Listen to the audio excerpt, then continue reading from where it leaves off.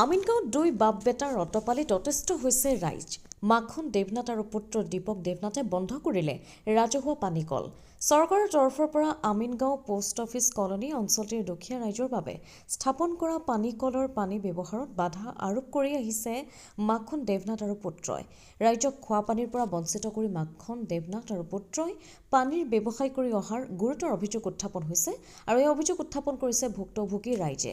আমিনগাঁও ICDৰ পথত দাঁতিত স্থাপন কৰা পানী কলক লৈ ব্যৱসায় কৰাৰ বিৰুদ্ধে গৰ্জি উঠিছে এতিয়া স্থানীয় ৰাইজ। অভিযোগ অনুসৰি মাখন দেৱনাথে মটৰ বহুৱাই পানীৰ ৰমৰমীয়া ব্যৱসায় কৰি খোৱা পানী টুপিৰ পৰা বঞ্চিত কৰিছে দুখীয়া শ্ৰমজীৱী লোকসকলক। এই বিষয়ে আমিনগাঁও আৰক্ষীক অৱগত কৰাৰ পিছতো ব্যৱস্থা গ্ৰহণ নকৰাৰ অভিযোগ ভুক্তভোগী ৰাইজৰ। কামৰূপ জিলা প্ৰশাসনৰ উক্ত বিষয়ে অৱগত কৰিও ৰাইজে সুদুত্তৰ পোৱা নাই। উপায়ন্ত ৰাইজে এতিয়া মাখন দেৱনাথৰ ওপৰত বিহিত ব্যৱস্থাৰ গ্ৰহণৰ বাবে মুখ্যমন্ত্ৰীৰ ওচৰত আবেদন জনাইছে। মোৰ সমস্যাটো হৈছে আমাৰ ৰাইজৰ সমস্যা। আমাৰ ৰাইজৰ সমস্যা হৈছে আমি যে 3 বছৰ ধৰি এইটো দমকল আমাৰ দুটা চৰকাৰে দিছে, দুটা দমকল। এই মাখন দেৱনাথৰ ল'ৰা সি কি কৰিছে, আহি কিনে এইটো এটা দমকলত বৰিং কৰি কিনে পানী বিক্ৰী কৰি আছে, বিজনেছ কৰি আছে। সি আমাক খাবৰ কাৰণে পানী নিদিয়ে। সি 2 মাহ নিচিনা পানী দিছিল, দি কিনে কি লাইনৰ বিল বেছি হৈছে, সেইকাৰণে আমি দিব নোৱাৰো তোমালোকক পানী। সেইকাৰণে দিয়া নাই। তাৰ ল'ৰা মাখন দেৱনাথৰ ল'ৰা দীপক দেৱনাথ, সি আমাক পানী নিদিয়ে। আৰু আমাৰ এতিয়া সেইটো কলো বেয়া হৈছে, আমাৰ কলটো বেয়া হয় আৰু আমি আকৌ পানী ঠিক কৰো, আকৌ খাওঁ।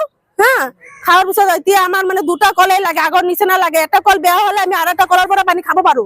এতিয়া আমি জনাইছো, থানাত জনাইছো, আমাক মেম্বাৰক জনাইছো, ডিসি কোৰ্টতো গৈছো। ডিসি কোৰ্টৰ ছাৰে কলে যে আমি আহি কিনে চাম, চাই কিনে পিছত ডিসিশন লম। এতিয়া আমি 3 মাহ ধৰি এতিয়া ইমান প্ৰব্লেম হৈ আছে পানী খাবৰ কাৰণে। 3 মাহ ধৰি আমি পানী খোৱা নাই, কিনি কিনি খাই আছো, নদীৰ পানী খাই আছো। এতিয়া কিমান কিনি খাম? যদি মাখন দেৱনাথৰ ল'ৰা যদি আমি কওঁ পানী 1 কলচি দিবৰ কাৰণে, সি কয় কি আমি নিদিও। 1 কলচি পানীও নিদিয়ে আমাক খাবৰ কাৰণে। সি বিক্ৰী কৰি আছে, বিজনেছ কৰি আছে। আৰু আমি খলে ৰাইজৰ মানুহ চালে পানী 1 কলচি দিব নোৱাৰে। সি লাইটৰ বিল বেছি উঠি যাব। মই বুদ্ধদেৱ বিশ্বাস কৈছো। আমিনগাঁও 4 নম্বৰ ৱাৰ্ড, আমাৰ দুৰ্গা মণ্ডপৰ ওচৰত আমাৰ মুখ্যমন্ত্ৰী দুটা কল দিছিল, ৰাইজা কলৰ ভিতৰত আমি চলি আছো।